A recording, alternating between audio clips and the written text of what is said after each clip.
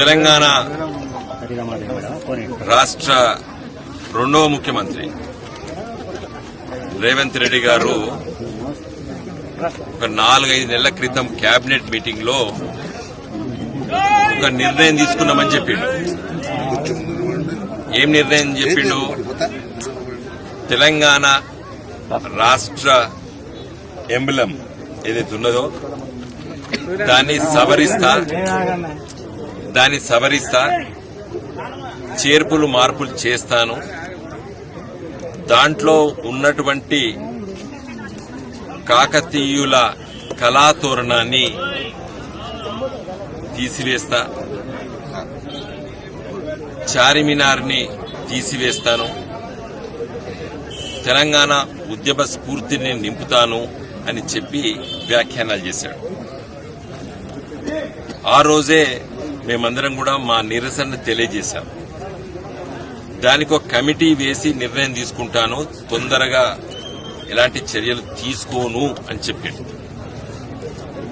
సరే, committee వేసిండా sub committee వేసిండా అది పత్రికలో చూసినాం. కానీ ఎవరు ఒక సబ్ కమిటీ కూర్చొని ప్రజా అభిప్రాయం సేకరించినట్టయితే నేను ఎక్కడా చూడలేదు. ఒక సబ్ కమిటీ ఒక కమిటీ వేస్తా చెప్పిండు రేవంత్ రెడ్డి. మరి ఆ సబ్ కమిటీ ఎక్కడ పోయి పౌరులతోని సమాజంలో ఉన్నటువంటి ముఖ్యులతోని ముఖ్యంగా చరిత్రకారులని తో ఎలాంటి విశ్లేషణ చేసినట్టయితే ఎక్కడ అవపడలేదు.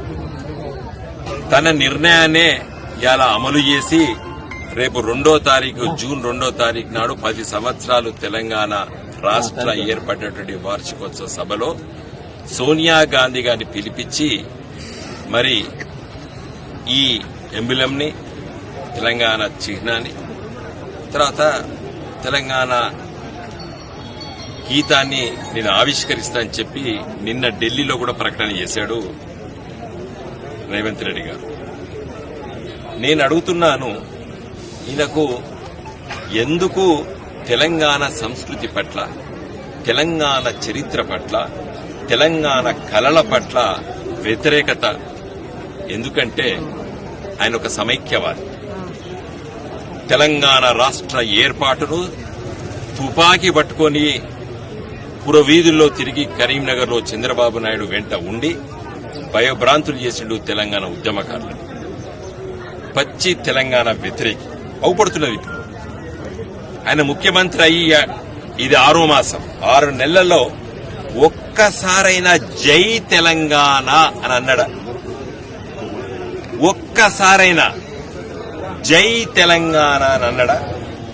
ఎక్కడా అనలేదు. జై రాహుల్ అన్నాడు, జై సోనియా అన్నాడు, కానీ జై తెలంగాణ అనలేదు.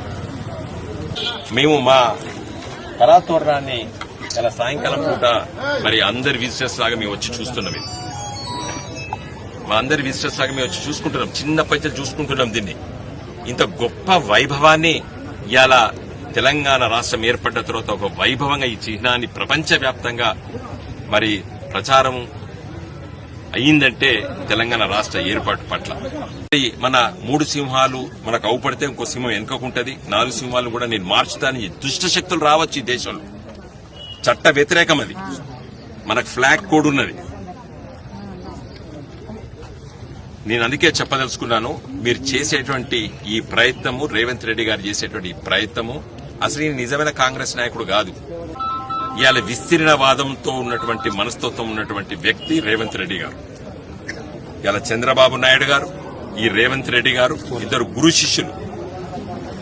రేపు తెలంగాణ చరిత్రను మరిపించాలే, తెలంగాణ ప్రజలకు తమ చరిత్ర ఉండొద్దు, తెలంగాణ ప్రజలకు తమ కళలు అవుపడొద్దు అనేటువంటి దుష్ట శక్తులు ఇలా ప్రయత్నం చేసే దాంట్లో కూడా ఈ రేవంత్ రెడ్డి గారు ముందు ఉండి ప్రయత్నం చేస్తున్నాడు. రెండో అంశం ఏం చెప్తాడు? నేను తెలంగాణ ఉద్యమ స్ఫూర్తి తగ్గట్టు ఈ ఎంబలంని చిత్రీకరిస్తా అని చెప్తున్నాడు. అసలు నీకు హక్కు ఎక్కడిది? తెలంగాణ ఉద్యమ చరిత్ర గురించి, తెలంగాణ ఉద్యమ స్ఫూర్తి గురించి మాట్లాడే నైతిక హక్కు ఉన్నదా మీకు రేవంత్ రెడ్డి గారు? తెలంగాణను వ్యతిరేకించిన వాళ్ళు, తుపాకీ గొట్టం బట్టి తిరిగిన వాళ్ళు మీరు, తెలంగాణ ఉద్యమాన్ని అణిచేటువంటి చంద్రబాబు నాయుడుకు వత్తసు పలికిన వారు మీరు. మీరు తెలంగాణ ఉద్యమం గురించి వెళ్ళి మాట్లాడే ఉద్యమ స్ఫూర్తిని నేను చిహ్నంలో నింపుతా అంటే అది హాస్యాస్పదమైంది. నవ్వుతారు అందరు ప్రజలు, తెలంగాణ ప్రజలు నవ్వుతారు.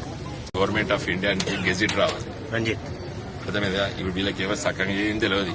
ఇప్పుడు ఉన్నటువంటి వాళ్ళు ఇది కేసీఆర్ గారు ప్రతిపాదన చేసిన తర్వాత కేంద్ర ప్రభుత్వం బాగా ఆలోచించి ఇచ్చినటువంటి జీవో కాపీ. తర్వాత ఈ చట్టం ఉంది, దీనికి state emblem of India regulation of use rules 2007 ఇది అమెండ్మెంట్ కూడా అయింది. దీని ప్రకారంగా కేంద్ర ప్రభుత్వం ఒప్పుకుంటేనే మార్చొచ్చు. కాబట్టి ఈయన ఇయ్యాలని రేపు 2వ తారీఖున ప్రకటన చేస్తే అది అయ్యేది కాదు, పోయేది కాదు. నేనే పర్సనల్ గా హైకోర్టులో కేసు వేస్తున్నాను. ఇప్పుడు సమ్మర్ వెకేషన్, అది సమ్మర్ వెకేషన్ ఆయన తెల్లారే ఐ మైసెల్ఫ్, నేను ఎందుకంటే కాకతీయ యూనివర్సిటీ కాలేజ్ ఆఫ్ లాలా నేను పట్టభద్రుడిని కాబట్టి న్యాయశాస్త్రం కాకతీయ విశ్వవిద్యాలయంలో చదివిన నేను తప్పనిసరిగా చట్ట ప్రకారంగా నాకున్నటువంటి హక్కు, ఫండమెంటల్ రైట్ ఇన్వోక్ చేసి నేను దీన్ని సంరక్షిస్తాను. జై తెలంగాణ.